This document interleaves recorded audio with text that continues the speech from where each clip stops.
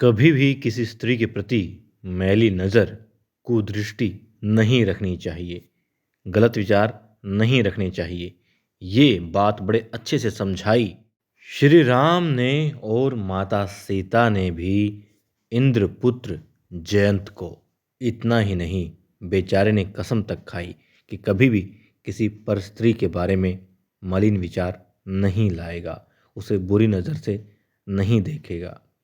अब हम देखते हैं इस शो में कि शुरुआत में क्या होता है। काकभूसुंडी आते हैं, माता सीता और भगवान श्री राम के दर्शन पाते हैं और फिर वहाँ थोड़ा नाच गा करके वो खुश हो जाते हैं, क्योंकि माता के दर्शन कर करके, भगवान श्री राम के दर्शन करके और फिर चले जाते हैं। और ये सारी चीज़ें देख लेता है जयंत भी, इंद्रपुत्र भी, और वो भी समझ जाता है कि उसे क्या करना है।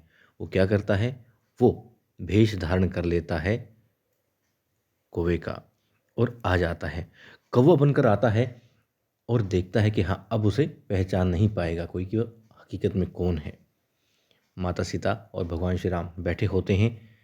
अब श्री राम लेट जाते हैं, माता सीता उनके बालों को सहला रही होती है।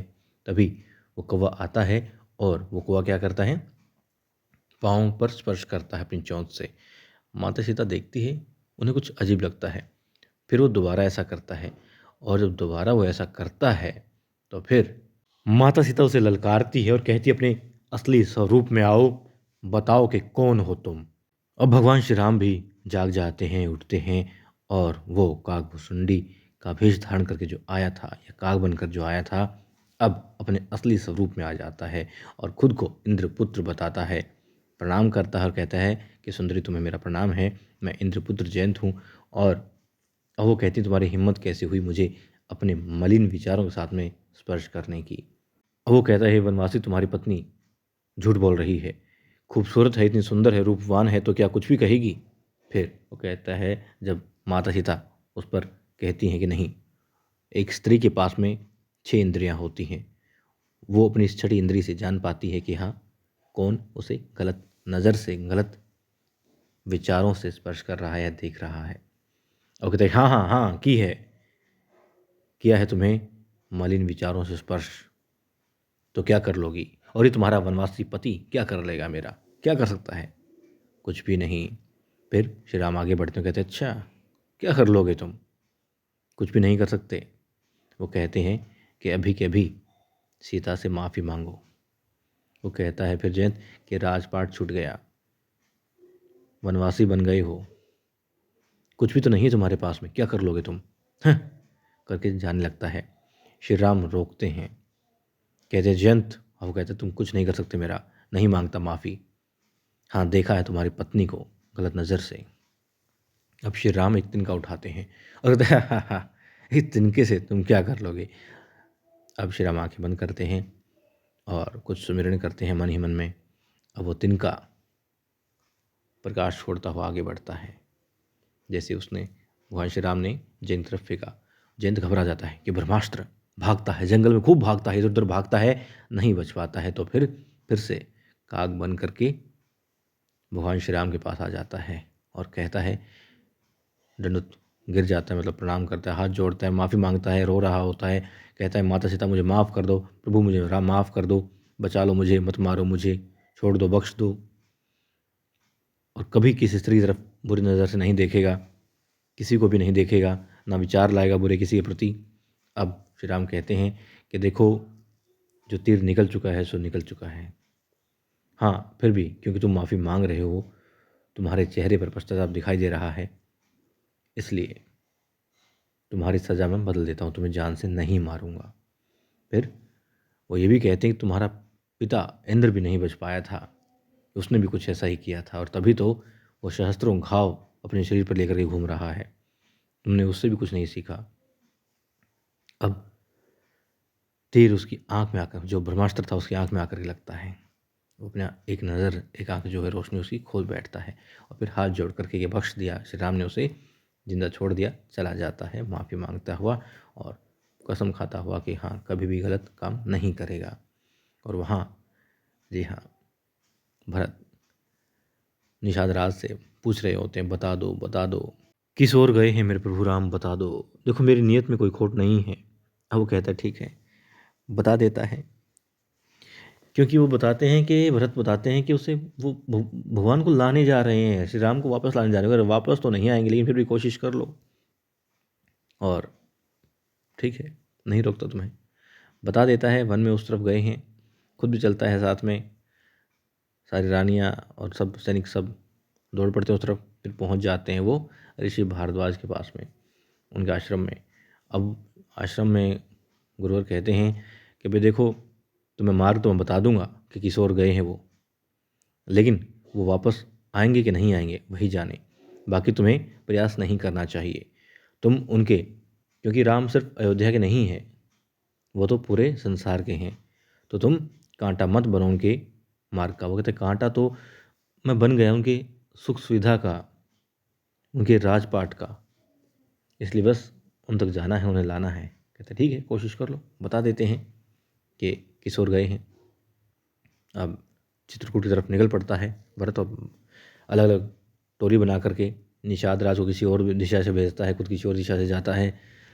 और भाई जल्द से जल्द बस पहुंचना है, जिसको पहले मिले और सूचित करे कि हाँ भगवान श्री राम मिल गए हैं, भाई श्री राम मिल गए हैं। और वो ये भी कहते हैं कि जहाँ बहुत हरियाली मिले, जहाँ जंगल में वसंत मिले, कि हाँ समझो बस यहीं पर प्रभु का वास है, अपने भाई का वास है।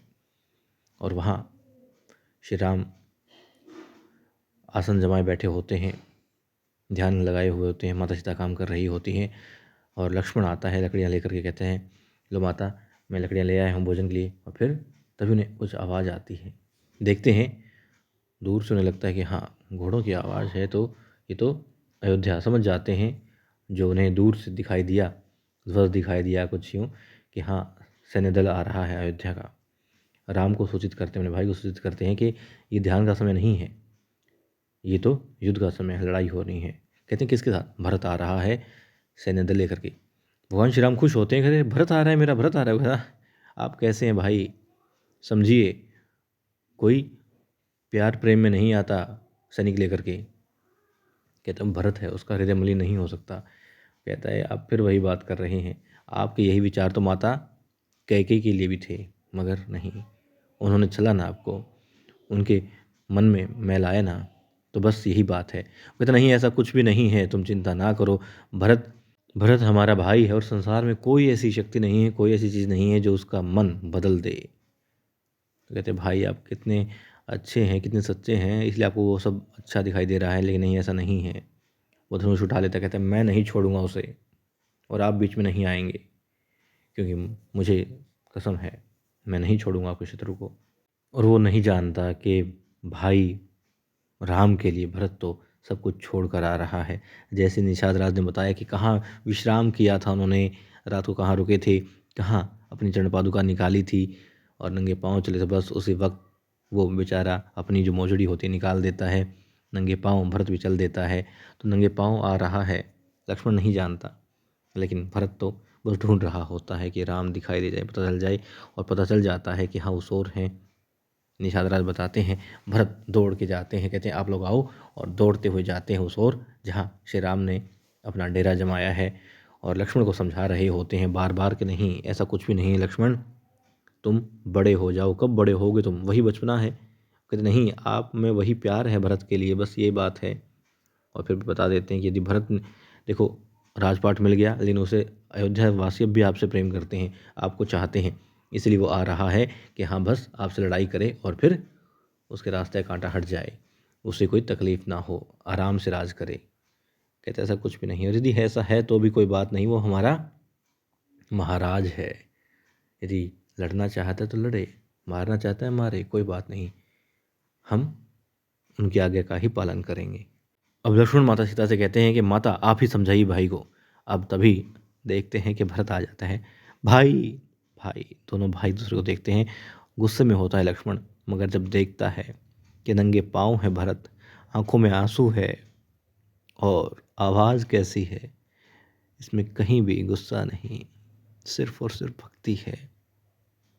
अब लक्ष्मण समझ जाता है कि हाँ आखिर माजरा क्या है, बात क्या है, भरत के दिल में क्या है। और जब कहते हैं श्री राम भरत को कि राजा भरत, तो कहते भाई ऐसा मत कहिए आप, और अब आगे देखेंगे किस तरीके से दोनों भाई गले मिलते हैं, किस तरीके से भाई का प्रेम दिखाया जाता है। शायद शायद हम लोग समझ पाएँ आज की इस दुनिया के लोग कि भाई क्या होता है, भाई से भाई का प्रेम क्या होता है। क्योंकि आज हम लड़ते हैं चंद सिक्कों के लिए, मगर वो राजपाट छोड़ देते हैं अपने भाई के प्रेम के लिए, अपने कर्तव्य के लिए, अपनी भक्ति के लिए। तो देखते हैं दोस्तों आने वाले एपिसोड में क्या होता है, किस तरीके से दोनों भाई मिलते हैं, या यूँ कहें कि चारों भाई किस तरीके से मिलते हैं और लक्ष्मण की गलतफहमी दूर होती है, क्योंकि गलतफहमी नहीं होनी चाहिए, यही रिश्तों को ख़राब करती है।